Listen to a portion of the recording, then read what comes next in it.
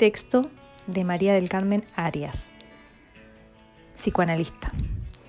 Las adicciones, su relación con el consumo y el lazo con el otro. El psicoanálisis interroga qué función cumple el tóxico para cada sujeto.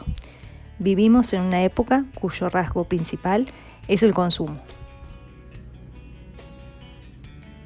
Los aparatos tecnológicos, lejos de permitir acercarnos al otro, nos hacen cada vez más autistas en el sentido de prescindir del contacto real con el otro. El DSM-5 asegura que todos tenemos algún tipo de trastornos y hasta se multiplicaron el número de clasificaciones en relación a adicciones. ¿Será que la adicción es una nueva modalidad de lazo con el otro? Porque no se trata de hacer una crítica al aparente confort que el sistema capitalista nos acarrea, sino simplemente de poder pensar, en tanto que practicante del psicoanálisis, cuáles son sus efectos en la subjetividad de la época. Habría que diferenciar los síntomas sociales del síntoma singular. Los síntomas sociales son la bulimia, anorexia, adicciones, autismo generalizado. Síntomas que dan cuenta del tipo de lazo social que impera en cada época.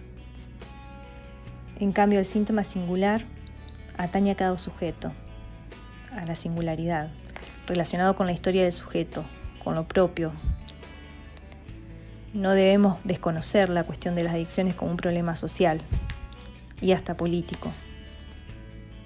Lacan, en un texto que se llama Psicoanálisis y Medicina, planteó que los médicos iban a tener un papel cada vez más importante, ya que estarían a cargo de la gestión de los tóxicos. El sujeto quiere la pastilla que lo colme. La psiquiatría llamada cosmética opera con la píldora mágica que asegura el bienestar de la época. A diferencia de la psiquiatría clásica, que evalúa y diagnostica en función de lo que cuenta el paciente. El psicoanalista Jacques-Alain Miller plantea la idea del estándar posthumano. Cada vez se hará más difícil la relación entre los dos sexos. Va a imperar el uno solo, una evaporación de los lazos. Los psicoanalistas de orientación lacaniana salimos de los consultorios, nos ocupamos de leer la época desde el discurso psicoanalítico para poder después escuchar a nuestros pacientes. En la época de Sigmund Freud operaba de otro modo el nombre del padre, el complejo de Edipo, los semblantes de que era la familia, que era el matrimonio, que era la maternidad. Esos semblantes ya no se sostienen. Hay nuevos lugares y todo esto que regulaba o que normativizaba, podemos llamarlos ideales, han sufrido una devaluación. Y lo que ha emergido con más fuerza es toda la cuestión de lo pulsional o del goce. Eso que Freud llamó pulsión de muerte, lo mortífero del sujeto. En esta época el discurso que impera o el tipo de lazo social es el discurso capitalista, que forcluye al sujeto, que todo lo que sea subjetivo no lo tiene en cuenta. Se desconoce la singularidad, la capacidad de invención, el síntoma singular, que es una invención, el tipo de sufrimiento, la función que tiene para este sujeto, en particular el tóxico. La otra pata del capitalismo es el empuje al consumo, porque en eso se basa. Tal como se vive la pulsión hoy, no hay lugar para lo que sería la frustración. Desde el psicoanálisis sabemos que para que se logre la constitución de un sujeto hacen falta dos operaciones. La alienación, que sería esta dependencia al otro, pero luego viene la separación, porque si se queda en la alienación va a haber muchos problemas a nivel de su psiquismo.